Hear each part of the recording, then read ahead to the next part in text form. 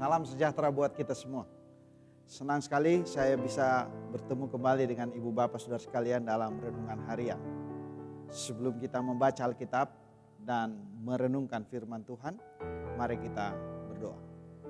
Bapa di sorga, kami mengucap syukur kepadamu.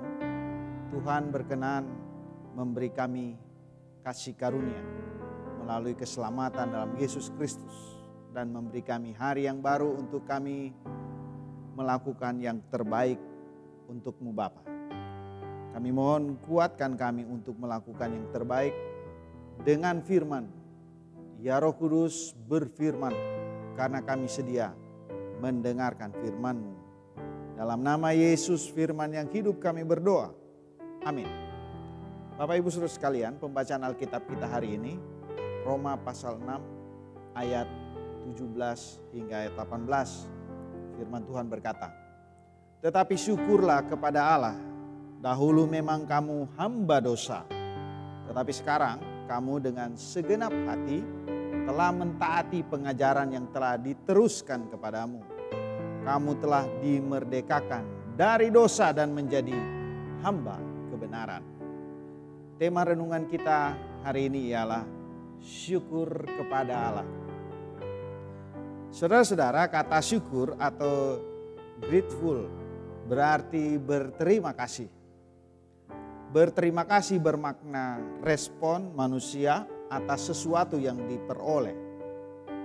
Perolehan dari sesuatu sehingga merespon yang ternyata tidak hanya bersifat pemberian dalam bentuk material, akan tetapi bersifat non-material. Seperti dalam wujud pujian atau penghargaan, itu non material.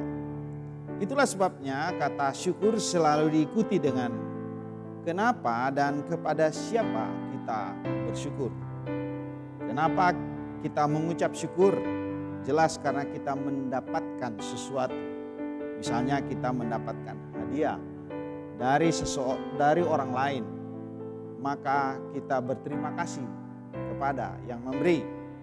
Apakah hanya seperti itu makna dari ucapan syukur? Saudara, mari kita belajar dari Rasul Paulus yang mengucap syukur karena dan kepada siapa dia mengucap syukur.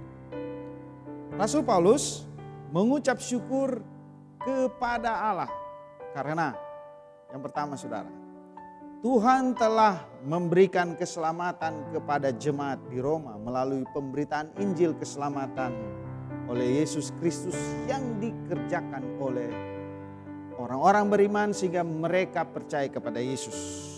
Yang kedua, karena orang-orang atau jemaat di Roma dengan segenap hati telah mentaati pengajaran yang diteruskan kepada mereka.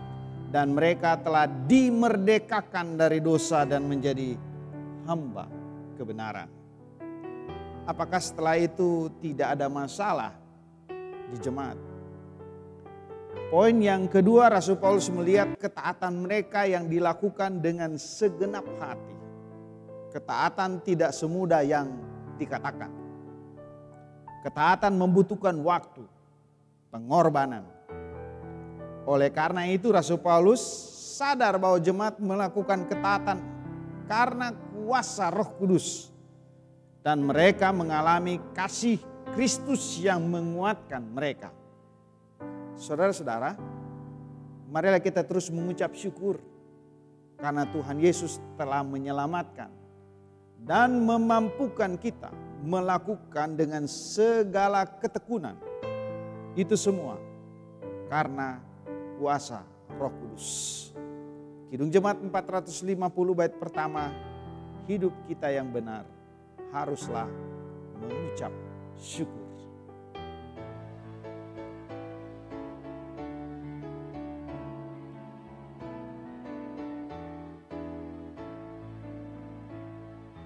Hidup kita yang benar haruslah mengucap syukur, dalam Kristus bergemar.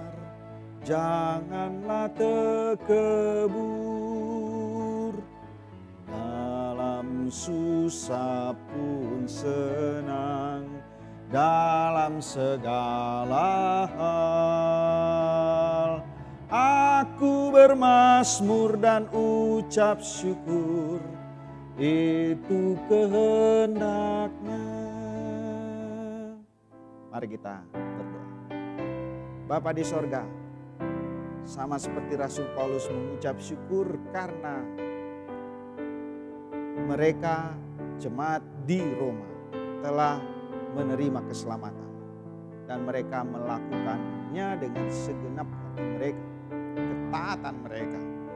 Oleh karena itu Bapa, kami masih ada di dunia ini yang terus berjuang untuk mempertahankan keyakinan. Oleh karena itu kami mohon Roh Kudus-Mu menolong kami agar kami terus beriman dan percaya hanya kepadamu saja. Kami mengucap syukur di dalam nama Allah Bapa, Anak dan Roh Kudus. Amin.